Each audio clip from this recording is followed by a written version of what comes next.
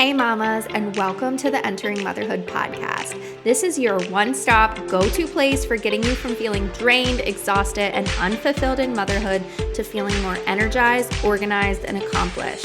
That's the vision I continue to navigate towards, and that's the vision we are sharing with you, focusing on holistic alternatives and restructuring your mind, body, and soul from the inside out. I'm your host, Sarah Marie Bilger, a wife, mom of two, mechanical engineer, VBAC mom, and doula, serving mamas through pregnancy, birth, and postpartum. If you're here for this, if you're as pumped up as I am and searching for that fire that you know is deep inside of you, then let's go. Let's uncover what it truly means to enter motherhood. You are a rock star. I believe in you. Let's doula this. Let's crank it up a notch and let's kick it into high gear together. Hey mamas, how are you? I'm so excited to bring you this episode. We are talking with Susie, who is the CEO and founder of Scanties.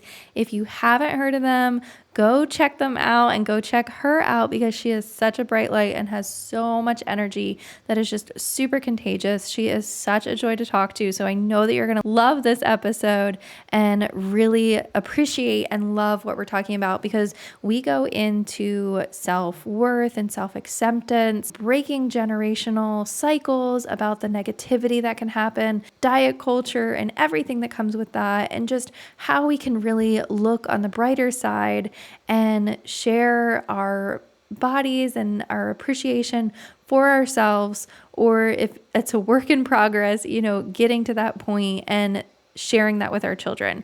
So let's jump into the episode.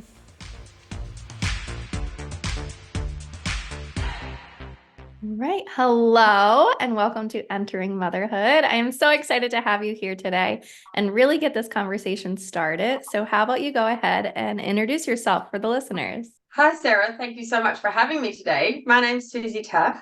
I am the CEO and founder of Scanties, which is an anti-shapewear brand, which is designed to help women love their bodies as they are right now and reject societal norms to squish ourselves into one or two pairs of Spanx. Yeah. And we were just talking a little bit, beforehand, and you were talking about your children and things like that. And I always love to say, going back to when you were first entering motherhood, if you can kind of explain or talk about what that experience was like for you. Definitely. So I have three kids and now 13, just turned 12 and 10. So we are all at high school and middle school. So I've been a mum and I've actually been a single mum since they were 5, 3 and 1. So I was one of those people that just absolutely was like having the kids was my number one priority. I really, really I was desperate to have kids. And the third one was the straw that broke the camel's back, I suppose we would call it. And I think a lot of times we wonder why we have these babies. And I look back on Nellie and she was so easy. And that to me, nature plays a lot of a part with that. And I had a friend who was so funny.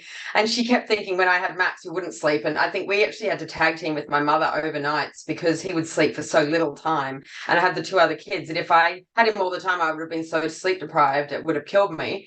So she'd have him one night and I'd have him the next night and she'd have him the next night. Because my friend thought, why can't these women just get their children to sleep? Like, what is wrong with them? And then she had a Max in the name of Vivi. And she was like, oh, okay. So don't you just get those kids? So if that's you right now and you're feeling like me with Max or her with Vivi, or you're feeling judged by the people who are thinking, why can't those women just get those children to sleep? Know that you're actually so not alone because Nellie just slept. She just did and she still got up twice a night. But I mean, Max is up. Max sleeps 3 hours a night. And it probably, I hate to tell you, didn't sleep through until he was probably about 5. But I suppose I had through Max I had a few, and this is going to be a bit sad because I had a few. There was a friend of ours who had her 5-month-old died of SIDS, Mhm. and he was in our ballet. She was in our ballet class, and so we had Max at the same time. And then I had another friend who was sitting at a dinner, and she sat next to a lady who had lost her baby at 3 months, and the mother had said to my friend, she said, I would do anything for my baby to wake me up 3 times at night or 4 times at night. So I think I held that with me through the tough times. And I know that's a very sad thought, but I think it does really help when you're really going through it, is to think about how grateful you can be to actually have that screaming baby that's waking you up 43 times. And they do grow through it. Eventually, they do. This too shall pass is actually the truest statement that there can be.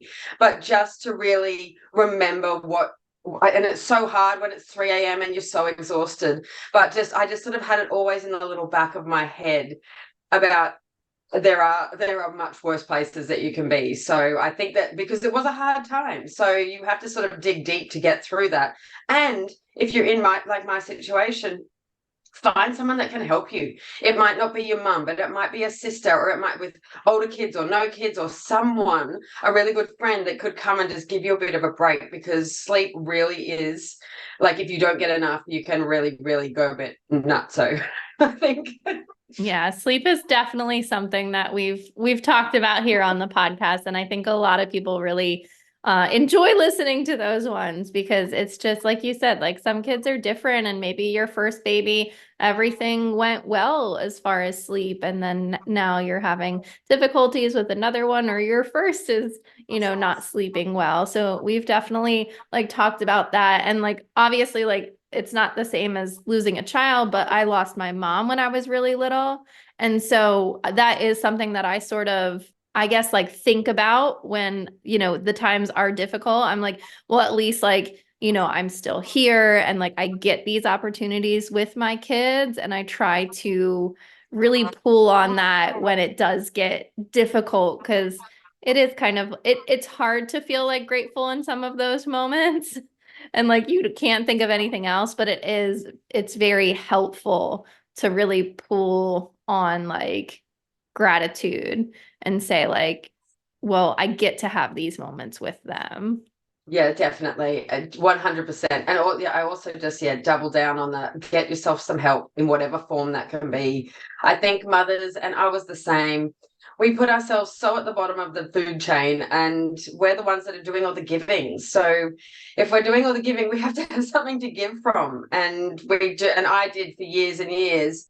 It wasn't till I became a single mum, when they were 5, 3, and 1, that I got an au pair. So, and it was and all of a sudden I could manage again. So just don't be, and au pairs aren't in the realm for everyone. In Australia, they're quite reasonable, and you can exchange just living for help without any money exchange. But just get some help in whatever form that looks like. I think that communities are getting so much better now at sharing and helping and caring. So reach out to your community and your friends to try and find that extra help for yourself, even if it's so you can have a shower, or maybe you've been up all night and you do just need 2 hours. Like 2 hours of sleep can do a lot. Yeah, it really can. And it makes like so much of a difference, like mentally. And also, like talking about like that mental side of things and like generations and whatnot, like going down and through, like what other difficulties were you kind of like having or seeing, or what things have really stood out in motherhood as things that you try to really pass on to your kids, or like has come up because of entering motherhood? I think probably getting rid of the stereotypical what you think it should look like, and sort of trying to customize it more to what works for you. So for instance, one thing that really, I don't know, it just didn't work for me was the whole bath for baby, but like bathing the baby. I found that stressful. I didn't like it. So I flipped it around. And we would have the bath together. So, and then even by the time I had the 3 kids, it was the 3 of us in the bath together. And I actually turned a stressful time into a really nice time. Like I'd have the youngest baby on my tummy, the other one sitting at the bottom. You're with them all. And then we all got out of there clean, and we'd actually had a nice time instead of it being stressful. So I think sometimes if you can't beat them, join them. And get in that, like, and my bath was not that big. And then later when we moved to another little place, we actually only had a very tiny bath, so I couldn't fit in there with them. But try to find ways to make your life easier. And then you get a bath as well. So you know how like sometimes you can't even have a shower. You lie in a bath with a new baby or something, and it's nice for everyone. And then you're showered as well. So I think doing little things like that really, really helps, because you just got to find what the little tricks are that help you feel better. Maybe it's you lie down with the baby with maybe some baby meditation music or something. So instead of putting them down for a nap, even if they don't sleep, maybe you can get a rest yourself. Even if my kids were terrible day sleepers, like, I mean, cat naps, probably sneaking them while I'm driving the car. So I was not that. I was a goer. I was a mover. I didn't stay at home and do the strict routine with them, because it just wasn't who I was. And that would have made me feel more imprisoned, where I have some friends who that's exactly what they needed to do, because that was the way they felt like they had some form of control. So I think you've just got to really look at who you are. And if you're pushing too much against the grain, stop doing it and try and go more with the flow into who you are as a person and what suits you and what's going to feel like you're pressing up less against like restriction and more against feeling somewhat in flow, because there is no flow obviously. but don't try and become someone that you're not. Work with who you are to make a plan, because it can be quite enjoyable when you do it that way. Yeah. And I think, like exactly to that point, like just like being comfortable with who we are, and, like that's inside work, and really kind of like letting it flow outwardly. And I think baths with your kids, I'm sure that was also like allowing them to see your body as well, and like see normal bodies, and see like, that way that, you like talk or interact with yourself. How has that really come into play, like for the brand that you've created and what you've been doing more recently?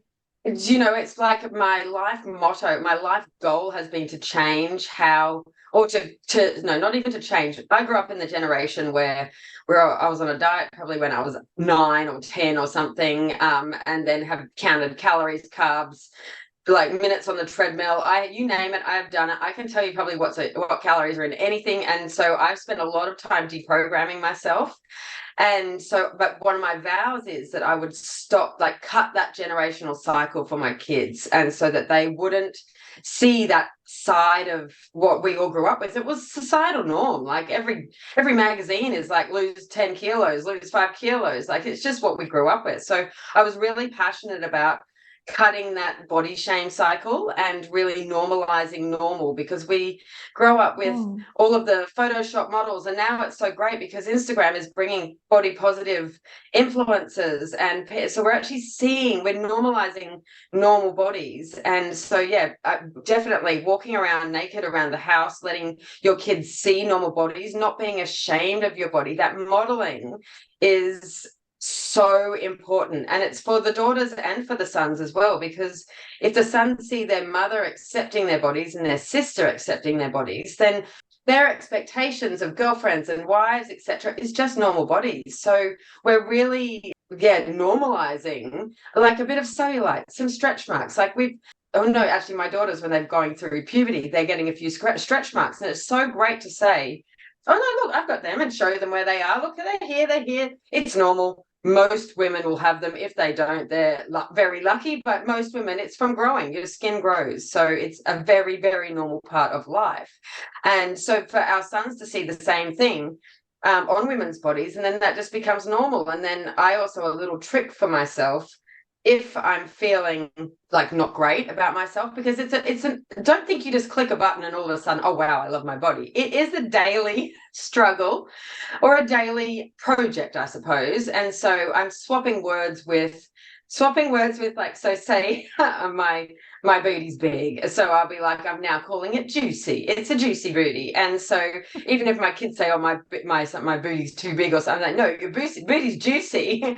Or I love to do like a little heart sign like that. You do that on your belly or something and just thank it for everything that it's done for you to be able to grow the humans. And if it's got stretch marks on it, that's like just a roadmap of your journey in life and how blessed and lucky we are. Different civilizations used to like absolutely praise women's bodies as they got older, and women as they got wiser, and the lines with the roadmap and the paths of your journey that you've taken, and your crow's feet were wise, and and I think we're so quick in this culture to fix things and make things go away and make things look differently, as opposed to actually like appreciating them for what they mean and where you've come from to get them. Yeah. And I think, exactly like that reprogramming and like deprogramming or whatever it might be, like there's these things that maybe we were influenced by in society or just our family dynamic and really kind of grew up with, that it's hard to really surpass that or like you're just so used to seeing it or doing it or having that be there or talking that way about yourself. And I think like bringing awareness to it and, like listening to podcasts like this and really kind of like opening up the conversation and saying like, why do I say that? Or why do I act that way? Like, why am I saying like, I don't like this part of my body, or, like I want to change like that part, like I'm all for like, self-improvement and self-development and things like that. And like always trying to kind of just like improve upon yourself, but like accepting yourself for where you're at is also like super important. And I think like exactly like you said, like making sure that we're relaying that to our children can be difficult when like we never saw it modeled or anything. And so it's a hard step, but I think it's something that like, maybe now having your own kids, you really start to see more and like want to get out of that habit, if you will. Definitely. Awareness is probably 70% of the hurdle.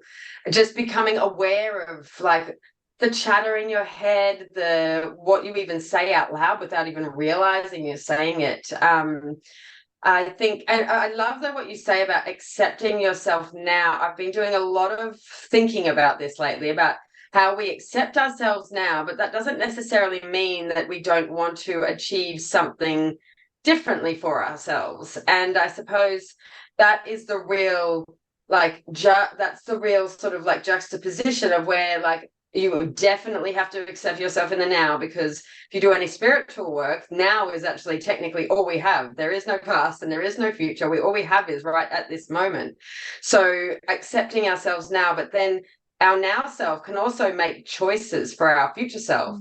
And so at every point in time, and I love this, I just read this somewhere, it's just everything is a culmination of pluses and minuses. Are you going towards the future self that you want, or are you going away from the future self that you want? Is it a plus or is it a minus for where you want to head? And it's a string of a million little different tiny decisions.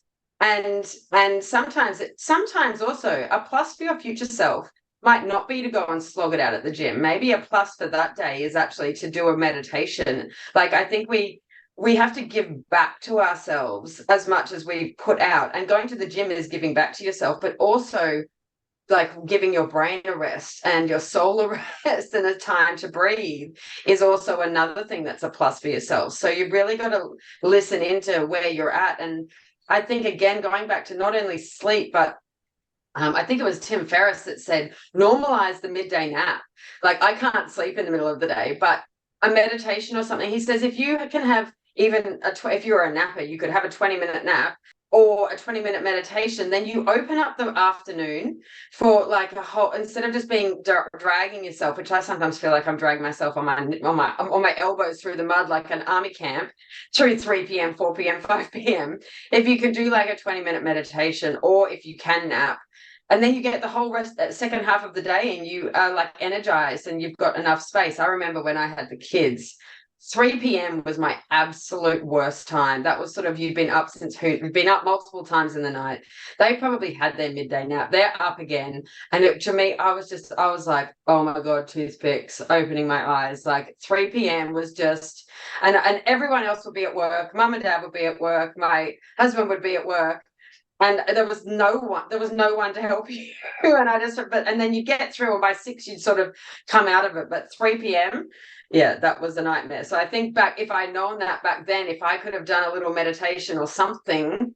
I know it's hard with multiple babies, etc., to maybe get some time. I don't know how I would have workshopped that one. Maybe a kid meditation too, story. Yeah. Yeah. And I think, exactly like you were saying, kind of like moving towards something, and like having those goals and whatnot. And I know I was listening to another podcast that you were on, and you were referencing when you were an engineer, and you were saying like, there must be something more. Like, I just want something more. And I think like, again, like bringing that awareness or seeing that, and like sometimes like that can be a struggle, thinking like you want to be grateful and you want to be happy with where you're at, and stepping into that idea of like, I'm really grateful for this, but like, I know that I want something different, or I know that I want something more. So kind of touch on what that journey was like, and how you really have gone from engineer to where you're at now. Definitely. So I was working as an engineer when I had Max. So I had my third, and then I decided I was going to take 2 years off. We can take 2 years off unpaid if we and because that was my third one. I'd gone back to work with all the other kids, so I just thought I'm just going to have 2 years with the 3 kids and like just see what that's like. Well, number one, I found that I'm actually not a stay-at-home mum. It's not actually who I am. I love them to bits, but I need more than just that. Number two, that's when I unexpectedly got divorced, and then all of a sudden I was a single mum with those 3 kids. And so the divorce really made me question what's life about? Like, what am I here to do? I'd had the 3 kids, which for me was a huge driver. Like, I don't know if anyone else feels the same, but you've got that innate, like, I wanted the kids, I wanted the babies. And so I ticked that box. And so now it was like, well, now what? I think everyone's purpose on this earth is to help people. So your podcast helps new mothers.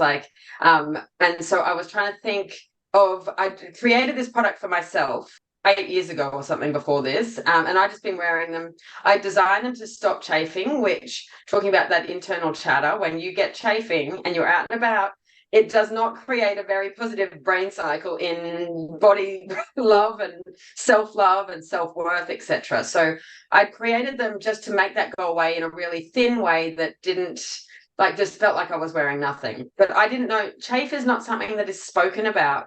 It's spoken about more now, but this was 2008. I didn't even know that other people had the problem. And even when I created the product and I had a friend, I told her about it, and she's like, what do you mean chafe? And I went, oh my God. So she hadn't even ever had chafe in her life. And I was like, well, you're very lucky. But for the percentage of us that get it, and you want to wear a skirt or a dress, especially if it's hot, it's completely debilitating. So that was like, well, that helps women. So I was like, that actually helps women. And I love the process of designing the fabrics. And I had experience in maternity clothing manufacturing in my 20s with my sister when we hadn't even been pregnant, which is so funny. So I hadn't come from no background of manufacturing and fashion. And so it was like, well, this product can help women. So that is like definitely part of my purpose, is to help other women feel good and change that negative chatter cycle. And then also it ticked off boxes that I would get to travel, I would get to create things. And I end up doing, like, it has become a whole lot more creative than when I started it, because Instagram and content didn't really exist back then. So now the creativity I get in styling the photo shoots, which is usually me out and about around the city flashing my scanties to everyone, but that was a lot more creative than I'd expected. So that even made it more fulfilling. So I suppose whenever I talk about trying to find your passion and your purpose, you don't need to make it into your full-time job. You can do it on the side, but I think that it's a big thing and I think when you have kids, you start questioning more things.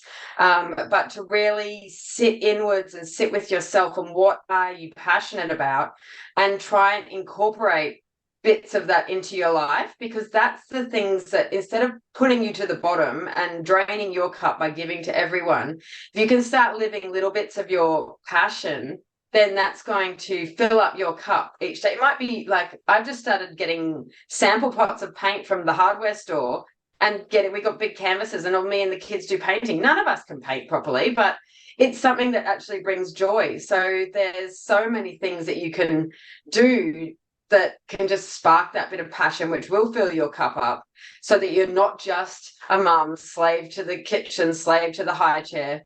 Oh, I don't miss high chair mess, actually.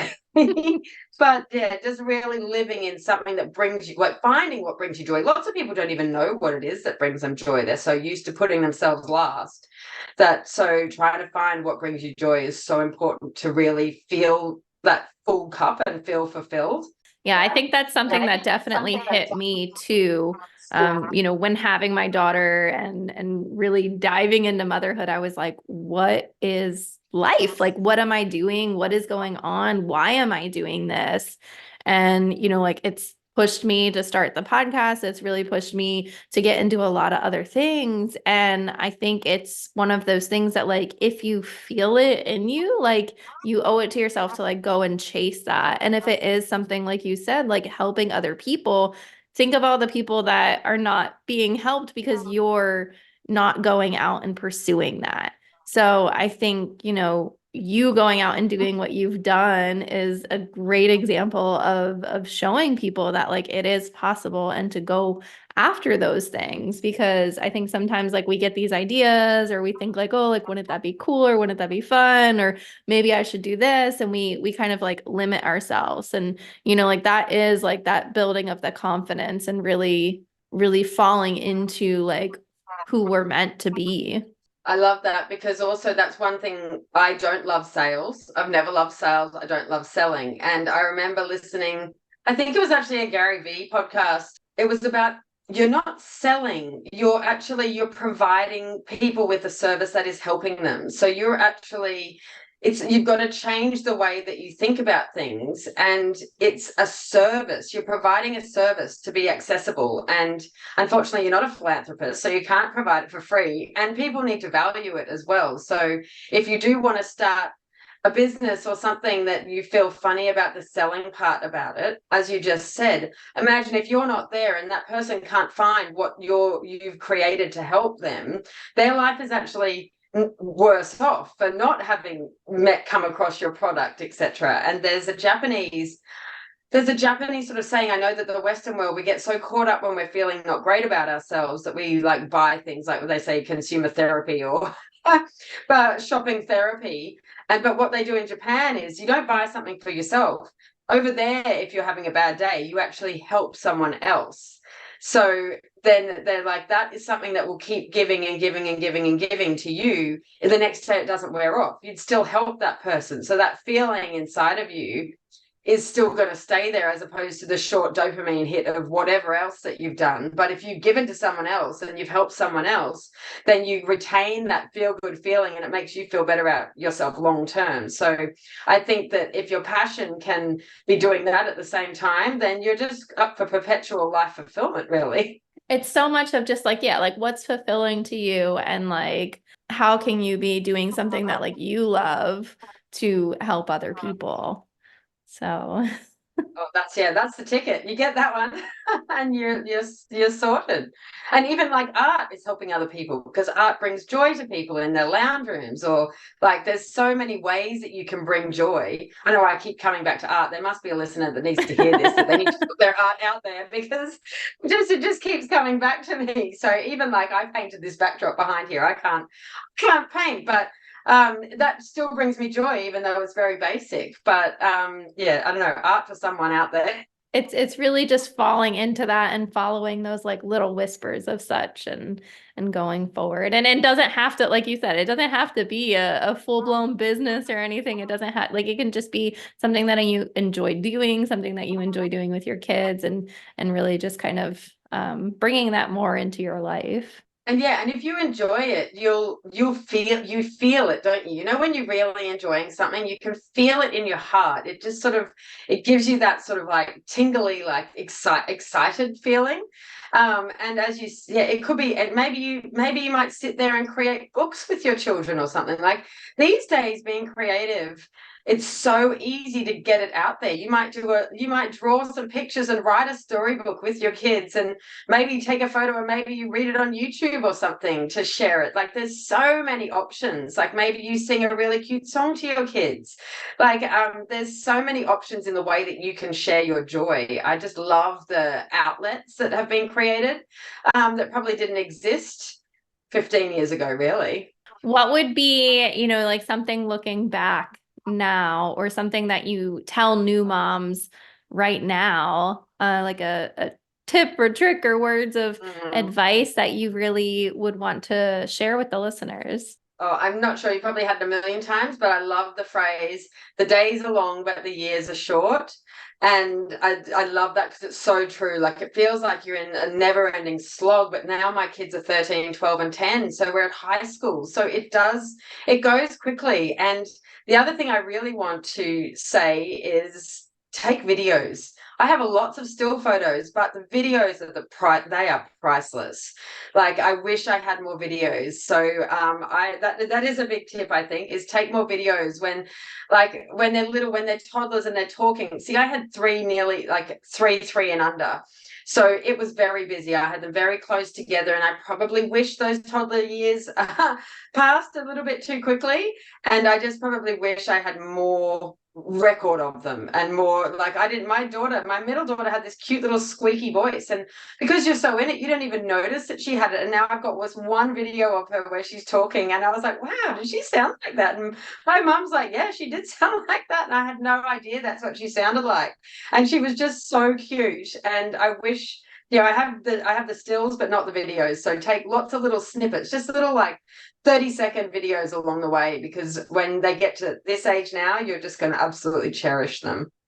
Yeah. And I'd say like also like getting in the videos or getting in the pictures and stuff. Like I know a lot of moms that are afraid to go and do that. But again, like talking about like body confidence and being confident in that, like I know sometimes like my daughter's like, no, I don't want to be in a picture, and like whatever it might be. But like if you're like, oh, come on, like I'm gonna get in it too, then like they might be more encouraged or wanting to do it. But if you're kind of like, no, like mommy looks bad today, or like I don't want to, Yes. like they will pick up on those things and they'll start to question why is she saying that or stuff like that. So I think Oh, it's important, like just, yeah, like conversations that we're having with ourselves and what we're kind of like speaking out into the world. oh, definitely. And they could tell even if you don't say it out loud too, if you're thinking it. They know. They pick up on the energy of it. So I Mhm. agree. I suppose because I've been a single mum, I wouldn't have even thought to get into the video. So that is a really good tip. You should just buy, like, I think you can get those ring lights with a camera stand for about $10. Get one of those and actually do get in there with them. I think that's a really good tip. Definitely. How could we reach you and get in contact with you? Where do you hang out on social media, and what are you up to right now? So I'm either at Scanties on Instagram, or scanties.co is the website. You can email me, Susie@scanties.co, or my personal Instagram is Susie Taaffe. What are we up to right now? At the moment, I'm actually trying to relocate us to the US. So from Australia, we're Ooh. trying to relocate. Obviously, that's a long process. So we're looking sort of 18 months, 2 years to come over. And for my daughter, who will then be sort of grade 10, to get into dramatic arts and to do that sort of thing. So the US just has so much potential for her over there. Australia, like we really are so tiny compared to you. I think we have 2 art schools in the whole country. So we're looking to do that. Scanties is obviously in the US now. We've got a warehouse in Texas. So we're bringing our anti-shapewear. So anyone that wants to ditch their shapewear and wear something that's actually comfortable but gives you smooth lines and can breathe like cotton underwear, that is what we're bringing over to the US to revolutionize and create an anti-shapewear market. Awesome. Well, thank you so much for really, sharing your story and talking about your entrance into motherhood and everything that you're doing. Thank you, Sarah. It's been so great to hope that someone out there has got something from it. Absolutely. Yeah. I think this was a really, like deep conversation of just thinking about more of what we're capable of and the language that we're talking about ourselves and, that energy, like you said, and really kind of like what kind of energy are we giving off and what are we passing down to our children and what kind of, body image and confidence levels and everything like that. So I've gained a Yeah. lot. Yeah, we're the generation that's breaking these cycles. We are the generation to break the cycles. So we are raising a whole new generation of kids that aren't even going to know that this is such a big problem. And I will actually say that it has worked. My daughter is 13 and 12, and like my eldest, she's 13. She's been 5'10", so she's tall and she's Wow. big, like she's big and strong, and she will still walk around naked. So that acceptance is there, and that's what you want. You want them to not know that they should be hiding themselves, or that they should, like, that there's anything different or wrong. And if she ever says anything about her body, either of them, I just say, you accepting your body actually gives permission to all the other people around you to accept theirs. So there might be some girls that haven't come from an environment that have such positivity. They might hear their mother talking down or the father talking down, whatever it is. So you give them the acceptance that they're okay. And even if you think that their body is, like, in brackets, like, perfect or something, they still have insecurities. I haven't met anyone that doesn't have an insecurity. So it gives them the acceptance that they're actually okay as they are. So that's why it's so important. Yeah. Yeah, I completely agree. I think it's something that I don't want to say like I've struggled with, but it's definitely something that has like been in the forefront of a lot of my life. And I think, motherhood has really cracked that open and made me more comfortable with my body and more comfortable like and accepting of even other people and how they're, being and growing. And I don't get the same feelings of like, like when I see somebody with a lot of confidence, like I'm not jealous of them, but really like inspired by them. Yeah, 100%. That's the best thing you can see and say, well, yeah, I can be her. You can be her too. Mhm. Like, everyone can be her. It's fantastic. Yeah. Awesome. Well, thank you so much. Thanks, Sarah. Thank you, mamas, so much for listening. Remember, you are a rock star. I believe in you. Let's doula this. Let's crank it up a notch and let's kick it into high gear together. Hit that subscribe button, share this episode with a friend, message me, email me, call me, beat me. You know how to reach me. We're doing this, mamas. I am so excited to catch you here next week. This is your one-stop go-to place for helping you find the resources you need to make the best choices for you and your family during pregnancy, birth, and most importantly, postpartum. See you later, mamas.